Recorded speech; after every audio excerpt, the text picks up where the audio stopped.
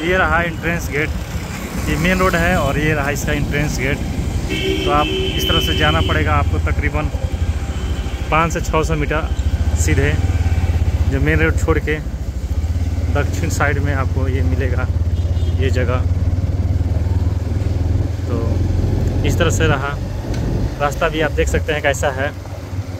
थोड़ा इस रास्ते को अच्छे से रख रखाव नहीं किया गया है, इसलिए टूट फूट गया है। और चारों तरफ हरियाली। अभी दोपहर का टाइम है और बंदर भी जो रास्ता है सीधा उसी में घुस जाता है, ये जो प्लेस है। तो इस तरह से कुछ है। हेलो गाइस, तो फिर से स्वागत है एक मेरे नए वीडियो में। तो भी हम हैं बक्सर ज़िले के एक ऐसे प्लेस पे जो कि बक्सर ज़िले से 1 किलोमीटर आपको पूर्व साइड में मिलेगा। तो अभी हम हैं जो जहाँ लड़ाई हुआ था Buxar of battle of Buxar, वहाँ पे हैं हम लोग। ये है मेरे पीछे में, यहाँ का आज कवरेज करेंगे कैसा दिखता है बक्सर ऑफ बैटल, क्या क्या हुआ था और उसके बारे में हम बताएंगे। तो इस तरह से वीरान पड़ा हुआ है बक्सर ऑफ बैटल का प्लेस, आप देख सकते हैं ये जगह है। इस तरह से कुछ पार्क जैसा, लेकिन इसका रख रखाव नहीं किया गया है, बहुत सारी घासें लगी हुई है यहाँ पे। और यहाँ पे पहले एक कुआं था, लेकिन कुछ साल पहले इसमें एक स्मारक जैसा बना दिया गया है इतना लंबा, लेकिन इसका भी रख रखाव नहीं होने के कारण आप देख सकते हैं कितना टूट फूट गया है। यहाँ पे जो टाइल्स वाइल्स लगा हुआ था यहाँ पे वो उखड़ चुका है, टाइल्स वाइल्स।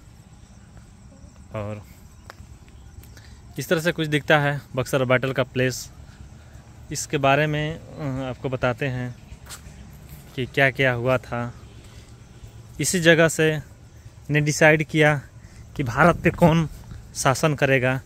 यही वो जगह है जहाँ से डिसाइड हुआ था कि शासन कौन करेगा। और ये पर आप देख सकते हैं ये इंस्क्रिप्शन है लिखा हुआ, उर्दू में लिखा गया है।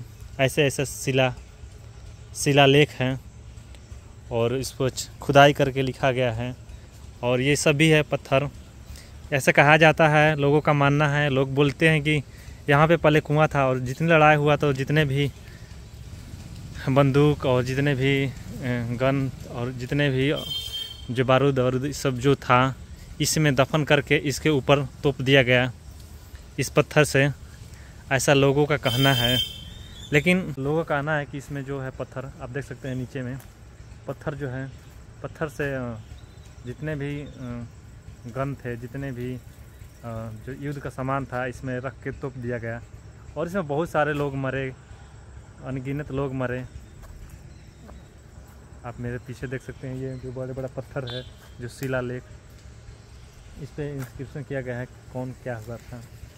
तो अगर हम बात करें तो इसमें अंग्रेज़ों के साथ लड़ाई हुआ था और अंग्रेज़ों के विरुद्ध में 3 सेनाएं लड़ी थी। एक मुगल सेना, एक अवध की सेना और एक बंगाल की सेना। और अंग्रेज़ों की तरफ से लड़े थे हेक्टर मुनरो जो थे अंग्रेज़ी सेना का नेतृत्व कर रहे थे। और मुगल का जो शासक जो था शाह आलम द्वितीय, और वो लड़ा था। और मीर कासिम और शुजा-उद-दौला, ये तीनों मिलकर अंग्रेज़ों के खिलाफ़ लड़े थे और अंततः हार गए। ये लड़ाई हुई थी 22 या 23 अक्टूबर ऐसा लिखा गया है, अभी हम दिखाएंगे कुछ देर बाद। 22 या 23 अक्टूबर 1764 में ये लड़ाई लड़ी गई थी। और इसके बाद, इस लड़ाई के बाद से एक स्थापित हो गया, ये निर्णायक युद्ध था भारत की। अंग्रेज़ी जो शासन किए उसमें एक यह निर्णायक युद्ध था। ये डिसाइड किया कि अब भारत पे कौन शासन करेगा। और इसके बाद से जब 1765 की संधि हुई इलाहाबाद में 12 और 16 अगस्त को जो हुई थी, तो उसमें बताया गया है कि जो बंगाल और बिहार की जो दीवानी है अंग्रेज़ों के हाथ में देनी होगी, उन लोगों को अब देना होगा। और इस तरह से भारत पे अंग्रेज़ों का कब्जा हो गया। यही वो जगह है जो डिसाइड किया कि अंग्रेज़ अब भारत में शासन करेंगे। तो मेरे पीछे देख सकते हैं, अभी दिखाते हैं वो जो शिलालेख है उस पर क्या लिखा गया है, हम दिखाते हैं जूम करके। तो ये है, इस पे लिखा गया है, आप पढ़ सकते हैं, टू कॉमरेड द विक्ट्री।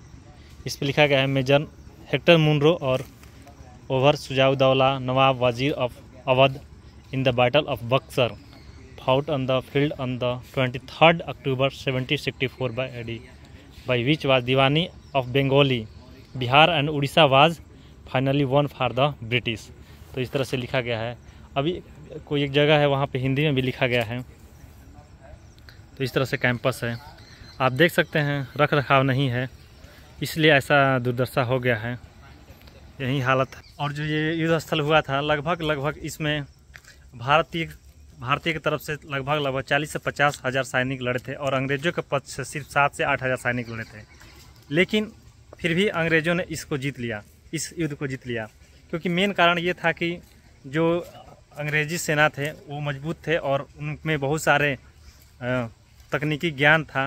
वो तकनीकी ज्ञान के कारण वो लोग जीत पाए। वो लोगों के पास बहुत सारे ऐसे गन था, ऐसा बंदूक था जो भारतीय लोगों के पास नहीं था। और भारतीय लोग 40-50 हज़ार थे, लेकिन अंग्रेज़ 7 से 8 हज़ार थे, फिर भी जीत गए। ये जो बक्सर है गंगा नदी किनारे है, इसलिए इसको चुना गया गंगा के तट पे ये जगह को, ताकि युद्ध हो, क्योंकि यहाँ पे ऐसा जगह था जो रसद और पानी की अनाज ये सब अच्छे यहाँ से मिल सकता था। और दूसरी चीज़ थी कि यहाँ पे जो भागने के लिए था, आगे जो सेनाएं थे आगे पीछे हट सकती थी, इसलिए इस जगह को चुना गया बक्सर। तो ऐसा कुछ है, आप देख सकते हैं, आपको दिखाते हैं। बनाया गया है, ये चीज़ें हैं, चेयर से हैं, लेकिन वहीं है, यहाँ भी चेयर था लेकिन वहीं टूट फूट अवस्था में है। ये चेयर है पास में, ये भी टूट फूट की अवस्था में है। यहाँ पे लोग बैठते नहीं थे, थोड़ा शहर से थोड़ा दूर है। कुछ लोग बैठते होंगे जो दारू पीने के लिए यहाँ पे चखना फेंका हुआ है। तो इस तरह से चारों तरफ लगा हुआ है, वही कि रख रखाव नहीं होने के कारण ऐसा है दिखता है। तो आप लोगों को पता चल ही गया होगा कि एक्चुअली में जो प्लेस है कैसा दिखता है। और कमेंट करके आप बताइए कि क्या यहाँ पे बिहार सरकार को या भारत सरकार को इस पे ध्यान देना चाहिए या नहीं देना चाहिए। क्या ऐसे हम लोग ऐसे जगहों को, जो कि कुछ देर पहले हम इंग्लिश वाला दिखाए, अभी हम आपको हिंदी वाला दिखाते हैं, जो लिखा है बक्सर की लड़ाई का विजय स्मारक। इसमें लिखा है हेक्टर मोनरो ने अवध के नवाब वजीर सुजाउद्दौला पराजित किया, जिसके कारण बंगाल, बिहार और उड़ीसा की दीवानी अंग्रेज़ों को प्राप्त की गई है, जैसा कि मैंने पहले आपको बता दिया है। तो ये सब रहा, मैंने लगभग आपको सारी चीज़ें दिखाने का प्रयास किया कि जो जी है यहाँ पे लगाया गया है पानी पीने के लिए जो भी है। लेकिन लोग इतने बदमाश हैं कि तोड़ दिए हैं, जो नल का जो है तोड़ दिए हैं। क्या ही कर सकता है कोई इसमें। तो इस तरह से रहा, ये इसका एंट्रेंस रहा। हम लोग आए थे बाइक से घूमने के लिए।